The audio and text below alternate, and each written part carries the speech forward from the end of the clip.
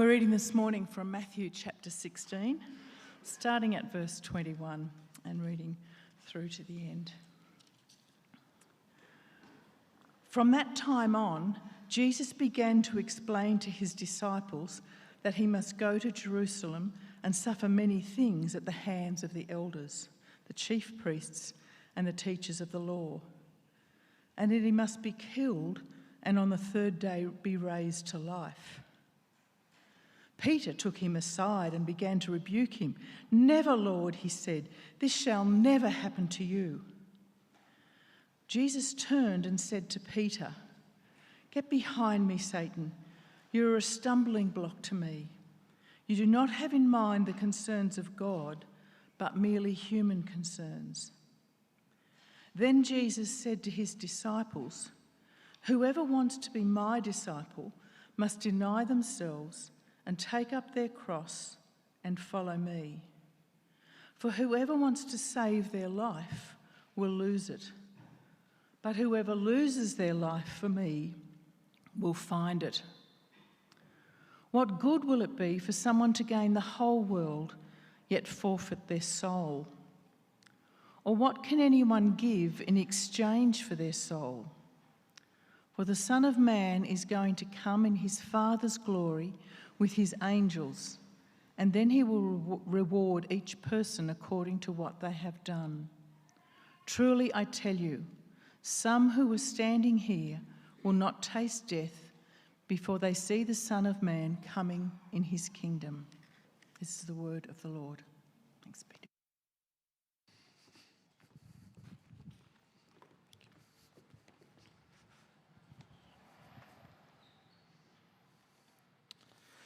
Hi again. Good to be with you, opening God's Word as we continue through our series in Matthew. I wonder if you've gotten any advice lately from someone. I wonder if you ever get advice that at first doesn't seem to make any sense, but ends up being helpful and truthful. Paradoxical things. I remember learning gradually some of these life lessons. The key to being productive is not necessarily just working more, although that would seem to make sense. The key to better fitness isn't necessarily just exercising more. The key to better study is not just putting more hours in,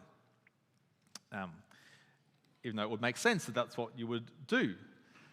Now, the key to all these things is time not doing it, time resting, time recovering. It seems kind of upside down advice, but it's helpful, it's good advice.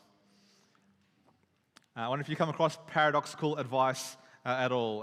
Doesn't seem to make sense at first glance, but is true.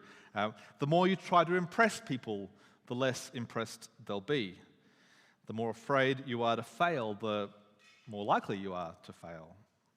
The more you're afraid of death, the less you'll be able to enjoy life. And we see it in the movies, if you really love her, let her go. You want to watch the movies Cars? Into that, but then you've got the kids, turn the wheel that way, but you end up going that way. I don't know, it's all confusing. You see it in the world of self-help, look after yourself so you can look after others better. This one I found more recently, advice for feeling less cold in wintertime. Solution, more regular cold showers to adjust your perception of the cold. It's counterintuitive, right? Wonder which pain you'd prefer to have or not have. What sounds worse? What leads us to do counterintuitive things? Why would we do things that seem like they don't make sense, especially if they're hard or difficult? And why do we do anything that's hard or difficult? Well, I think, as humans, we're kind of wired to do hard or difficult things when either the reward is worth it or things will be even worse if we don't do the hard thing. We're kind of wired for reward or to avoid pain in some way. That's how we kind of motivate ourselves. But let's shift tack a little bit from motivating ourselves to something kind of imposed on us. What about when someone else is telling you to do something which doesn't seem to make sense? Now, if your physio tells you, you should be walking on that injured foot, and you think that's crazy, but you trust them because they know what's best. I'm not saying walk an injured feet. Talk to your physio, not to me. But sometimes you get those kind of, it'll hurt, but it will help. But what about the stakes go even higher than that? For example, the government calls you to enlist in the army, to fight, to risk your life, to volunteer for that. What would motivate someone? They can hold before you reward, the glory, the honor.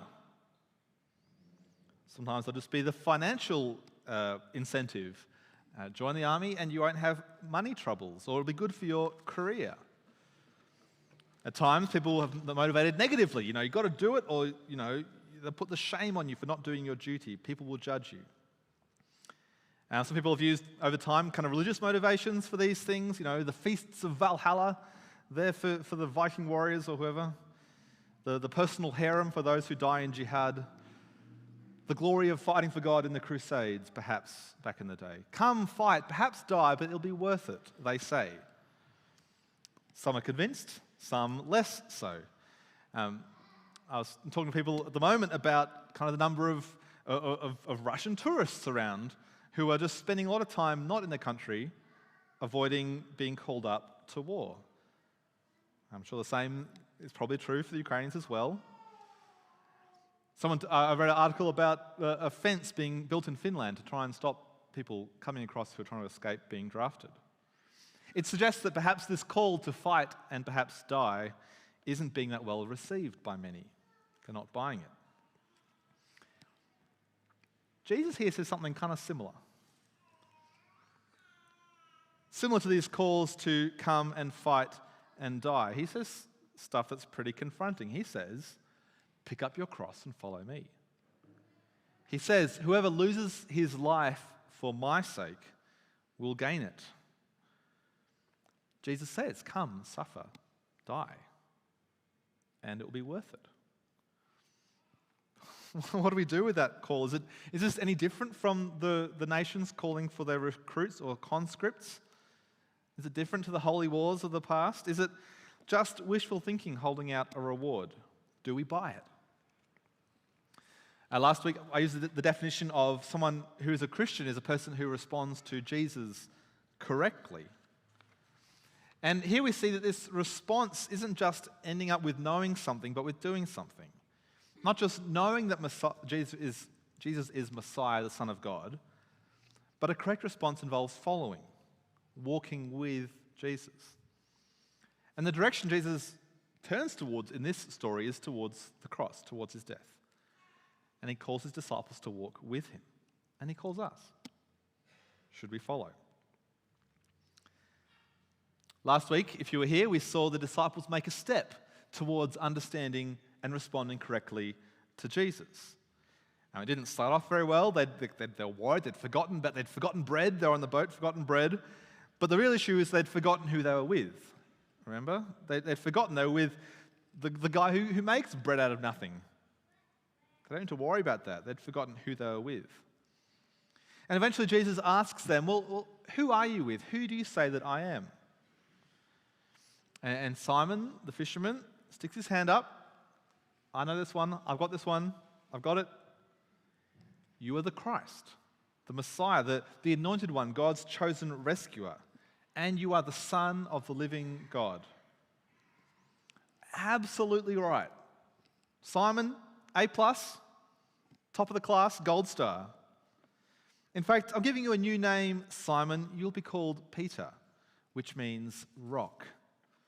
And with you, Peter, and from your foundation and beyond, we're doing something big. We're going to gather people. We're going to gather my people together. We're going to form the church across space and time, a people that will reach everywhere all the way to the Blue Mountains in 2023. Jesus didn't quite phrase it like that, but it's kind of implied, I suppose. But it's a big moment, right? It's a big moment in this journey, and it marks a change, a shift, a gear shift. Because Jesus starts explaining what it's actually going to take for him to pull off this mission, this rescue mission. Are his disciples ready to hear? Are we ready to hear too? Matthew 16, verse 21 will be up there on the screen. From that time on, so from this moment where Peter's got it, from that time on, Jesus began to explain to his disciples that he must go to Jerusalem and suffer many things at the hands of the elders, the chief priests, and the teachers of the law, that he must be killed, and on the third day be raised to life. Now imagine you're there and you don't know how the story ends, and you are Peter, the rock, A+, top of the class. You're there with the Messiah, and you hear Jesus say this. Jesus says, okay, here's the plan. We're going to Jerusalem. Great, let's take the capital. Good place to start. I like it, Jesus. I'll suffer at the hands of the authorities. What? Okay, but like at first, sure, but then we'll get them, right? We'll wipe them out. I'll be killed, and then on the third day, well, hang on, Jesus. Killed? This can't be right. It's a problem with this plan. Jesus, let's have a word, okay? Let's have a chat, just by ourselves. Verse 22, Peter takes him aside and began to rebuke him. Never, Lord. This shall never happen to you. Jesus turned and said to Peter, get behind me, Satan. You are a stumbling block to me. You do not have in mind the concerns of God, but merely human concerns. Wow, that went downhill fast for A+, the rock, Peter. Get behind me, Satan. You're a stumbling block to me. And I think Peter's no doubt shocked by kind of Jesus' rebuke. But like, to be fair, if there was a counterintuitive plan, this is it, right? The Jewish people have been waiting for their victorious Messiah, the return of the King. And Peter finds him, he identifies him correctly, and he's part of the inner circle, and he's going to die? I mean, the vital bit of the plan where Jesus says he's going to be raised again, I feel like that never quite lodges in their minds, does it? They don't quite get that till after Jesus is raised and starts and reminds them. They're like, oh yeah, you said that. But in this moment, Jesus begins to teach this and he can't handle it. Never, Lord. This will never happen to you. Don't know what Peter's thinking. Maybe, the pressure's building, the Pharisees, the Sadducees breathing down your neck. Don't lose heart, Jesus. We can still do this. You've got me with you, the rock. Let's get into this. Get your head back in the game. Don't be down. There's an easier way. Jesus turns to Peter, get behind me, Satan. You're a stumbling block to me. And where does the heat come from in Jesus' response? I mean, this moment kind of reminds me just how human Jesus really is. I mean, he's 100% human as well as 100% God. But being God doesn't mean he kind of floats through life without kind of feeling it. It's not that he's unaffected by pain and weariness. No, he's affected by that completely. As he heads towards the cross, he needs to prepare himself for it, to steel himself for it. It's going to be the way of pain and suffering in the extreme. He's not going to float through it and not touch him. Maybe in that moment, as Peter talks to him, Jesus remembers the wilderness where he spent those 40 days fasting and being tempted by Satan. And again, Satan says, there's an easier way. There's a different way. Take the simpler path. I'll look after you. It doesn't have to be the way of the cross. Worship me instead. I'll look after you. And maybe this is what Simon sounds like to Jesus. You're using human logic, worse, Satan's logic, tempting me towards an alternative path that looks easier. Don't cause me to stumble. Don't put aside God's plan for human logic. And again, the issue is forgetfulness, isn't it? And Peter, you just said this is the Son of Man, the Messiah, Son of God. Why do you think you can suddenly determine his path? Don't forget who he is. Don't try and fit him to your mold. At a human level, it doesn't make sense. How could a victory look like death at the hands of the rulers? But don't forget who you've got with you, Jesus. You've been walking with him. You've seen the miracles, seen the signs. There's a different plan going on here, and anything pulling away from this plan is human logic at best, satanic at worst. His path to victory would not be turning up with the crown on. The way to the crown was by the cross. Cross and then crown. And it's how it must be. Jesus says, this is what I must do. This is the plan. I must go to Jerusalem, must be killed and raised. Without the cross, sin and death are not dealt with. I must go. Peter's logic, but Peter doesn't quite know how it's going to end yet, of course, but human logic in general is to try and pull the cross out of Christianity. Not just temptation for those at the time, but in the thousands of years since, the temptation has been to pull the cross out of Christianity. But what does a crossless Christianity or a crossless Christ look like? And for some, the kind of the barrier, the stumbling block for them is the whole supernatural thing, this miracle claim of Jesus rising from the dead. Maybe that's too much for them to get their heads around. And so let's not think about the cross and the death so much. Let's see Jesus as the great example to follow. Let's see him as the great teacher with great wisdom. The resurrection, well, maybe that's his legacy, people still living the way he called them to.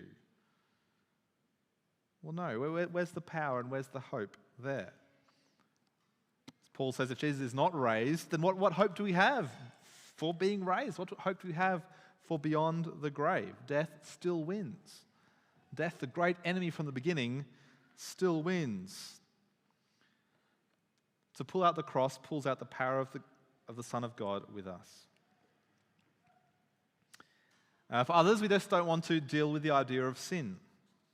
That leads us to pull the cross away. We don't like thinking of ourselves as being sinful or having sin in us. We don't think that the message of sin will be heard well by the world around us. We'd rather stick to the love each other stuff, the Jesus love bit, and pull the cross out of Christianity. But again, that's to pull the power out of the gospel and to pull the most clear demonstration of love out of the gospel. Jesus said he must do these things, must go to his death because sin needed to be dealt with. See, if Jesus judges sin to be such a big problem that it needs to be dealt with by him going to the cross, if that's his judgment on sin, who are we to minimize it or ignore it? Who are we to pull the cross out of Christianity or away from Christ? Jesus defeats sin and death, but through the cross. To shy away from that takes our minds off God's concerns and sits with human concerns. We narrow our gaze. Instead of seeing the big picture, God's good creation of the world, our rejection of him, the rescue that we have in Jesus, the hope of eternity that he promises. Instead of seeing that, we kind of just see what's right in front of us here and now, what makes us more comfortable here and now. That's what Peter was doing. I mean, he didn't know the full sweep of the story, but he had Jesus right there. But his gaze shifted to the easier road. Maybe even the glory of the being with the winning side for once. Maybe that was kind of coming into his mind at that time. Jesus says, no, this is the temptation of Satan. This is human concern taking over God's concern. So I wonder for us where our gaze is, where our focus is. I wonder in what part of our own lives we deserve the rebuke that Jesus leveled at Peter. What are our get behind me, Satan moments? When does our comfort in the here and now take priority over the eternal view given by Jesus? I kind of found myself writing this down and thinking, wow, it's a confronting thought.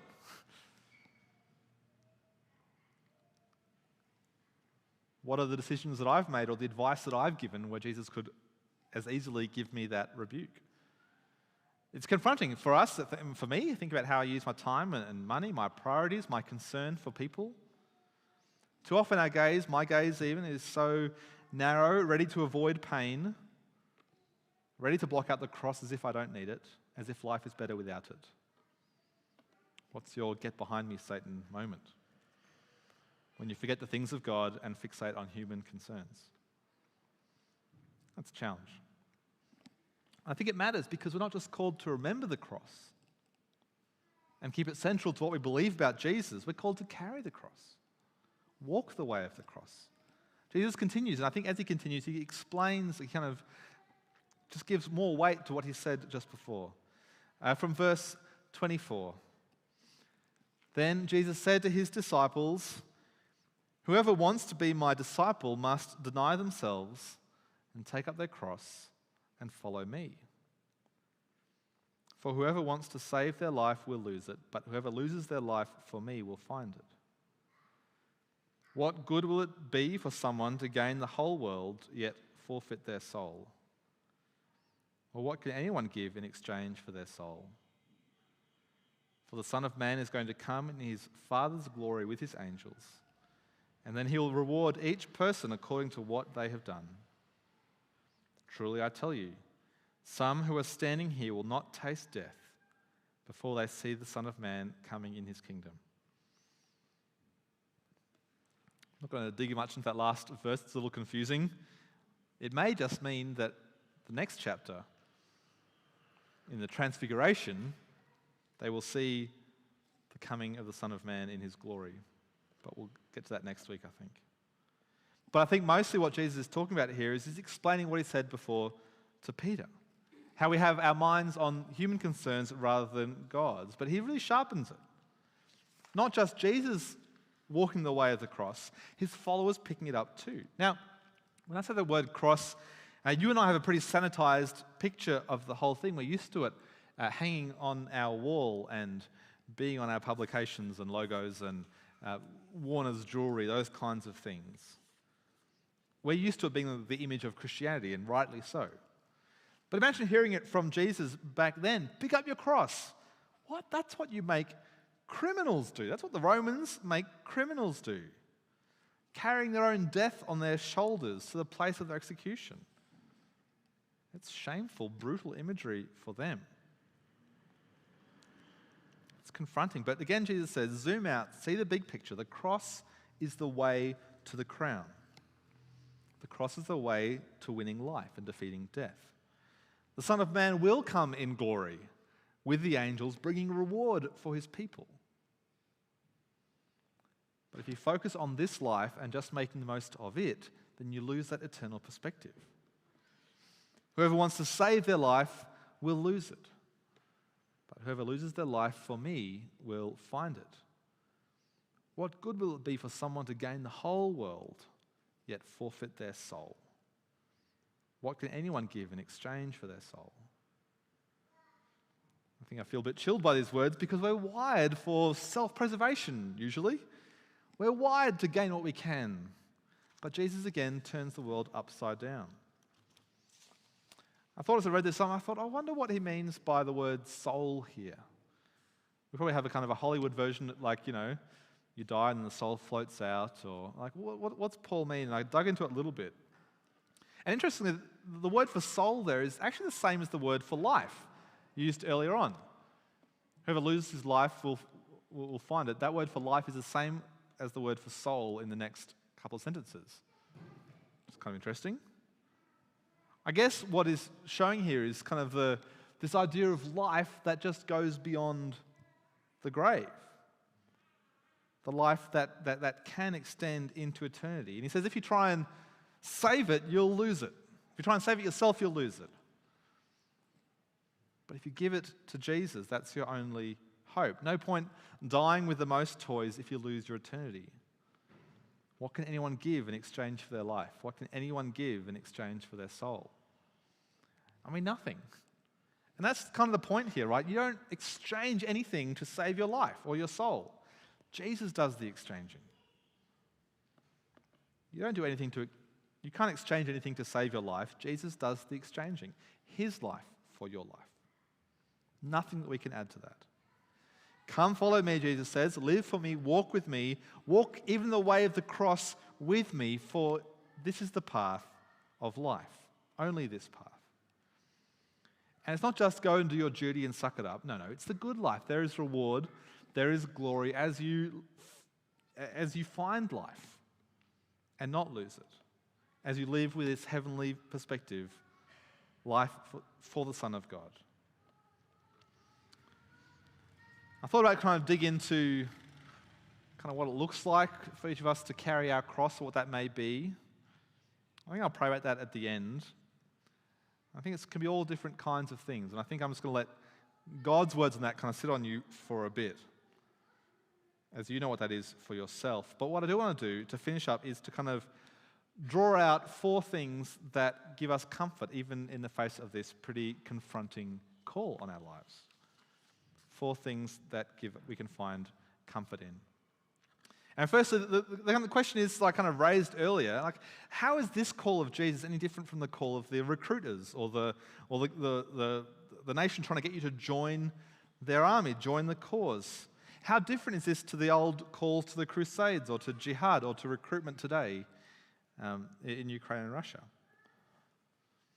Is it just offering you glory and wealth if you sign up, or heaping shame on you if you don't? Well, this is the difference, right? And it's a comfort. This is not some politician or bureaucrat or monarch telling you to get out there and sign up. It's not a general behind the desk trying to feed you into the war machine. When Jesus says, come and die to yourself, deny yourself, he's not saying go off and do this over there and report back. No, he's saying follow me. He calls us to follow, and we follow only because he's gone first. Not behind a desk somewhere, but with us. We can only follow because he goes first. He explains he must suffer and die to complete his rescue mission, and he goes first. It's not propaganda, it's personal. So he calls us to go with him, which leads me to that second comfort. We can leave those on the screen, thanks, Pascal. Second comfort, which is this: because we go with him, we know this reward is for real. Because we go with him, we can trust this reward is for real. Not wishful thinking for a party beyond the grave. It's not the hope of Valhalla or whatever. Jesus offers life beyond death and backs it up by going there first. Going through death, rising to life. And so he offers life beyond the reach of death and sin, and shows we can have it by going first and then calling us to go with him. And this is tricky for us to get our heads around. It's hard for us to see this perspective. It doesn't make sense to us, just as it didn't to Peter, which leads me to our third comfort we get here. And that's simply that Jesus is patient with Peter and patient with us too. You know, it took Peter a long time to kind of figure out Jesus. This moment, the get behind me Satan moment, is a low point, but he's going to go lower. This is not the worst day of Peter's life. He's going to deny even knowing Jesus at his time of greatest need, his friend's greatest need. He'll deny even knowing him. But Jesus kind of knows this when he says to him, on this rock I'll build my church. He doesn't say that and then just Peter stuffs up. He's like, I've got to find a new rock now. Made a mistake. He failed. Done. Let's find a different foundation for my people. No, he knew. He's not surprised by Peter's failure. He's not surprised by ours either. Jesus, even as he commissions Peter, knows he's going to need to be patient with him as he takes his baby steps. He's patient with us in our failures, our small steps. When at our gaze, we lose the eternal and focus just in front of us. He knows that. He's patient with us.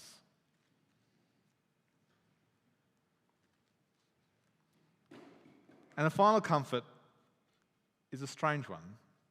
I think this final comfort is that it's kind of okay that not everyone's going to get it. Not everyone's going to understand us. Not everyone's going to look at us and go, yes, I see what you're doing there. I see your wisdom. And they see us following Jesus. No, the message of the cross is foolishness. The message of the cross is foolishness. As Paul writes in 1 Corinthians 1 a bit later. This will be on the screen too. The message of the cross is foolishness to those who are perishing. But to us being saved, it's the power of God. Further down, verse 22, Jews demand signs and Greeks look for wisdom. We've already seen the Jews demanding signs from Jesus. But we preach Christ crucified, a stumbling block to Jews and foolishness to Gentiles. But to those whom God has called, both Jews and Greeks, that is, all people, Christ, the power of God and the wisdom of God. For the foolishness of God is wiser than human wisdom, and the weakness of God is stronger than human strength. There's comfort here and there's challenge. We are those who have seen Jesus and are called to follow and see the wisdom of his plan. In the world's eyes, yes, counterintuitive. People want signs and wonders and whatever clarity that they want to expect from God. But we have the sign and the wonder that we need because we see Jesus. We hear him explain these things. We see him go to the cross and call us to follow. Calling us not to impose our wisdom on him, to forget who he is, to make him fit our mold, to make his teaching match the teaching we think that it should be, but just to see and to respond, you are the Christ, the Son of the living God, and to follow the cross-shaped life that leads to glory, that leads to the crown, that leads to life, life without sin, life without death. As I said before, carrying our cross, denying ourselves will look different for each of us in different ways. So I'm going to finish up by praying that Jesus will be with us, carrying us as we walk in his steps. So how about I pray? Father, carrying the cross will be different for us in different ways. For some, it'll be the impact of the pushback that we receive for trusting in you, for teaching about you, for making decisions that honour you, decisions that people may not understand, whether that be in relationships or in business or in life direction or family or whatever it may be. We pray that we would feel you holding us in those moments as we carry our cross in that way. For others, there will be just the many pressures and difficulties and struggles and pains and tragedy of life that we carry. But thank you that we don't carry them alone, but we carry them with you. Father, thank you that you've walked through the valleys before us, the valley of the shadow of death, and you walk with us still. I pray that would be a huge comfort. We thank you for your patience with us. Thank you that you don't abandon us, but that you hold us to yourself, that you gather us as your people, that we look forward to the day when there is no more sin, there is no more falling short, there is no more pain or suffering or tears. We look forward to life renewed with you, in your glory, with your angels in the new creation. And please sustain us to that day, and we pray this in Jesus' name. Amen.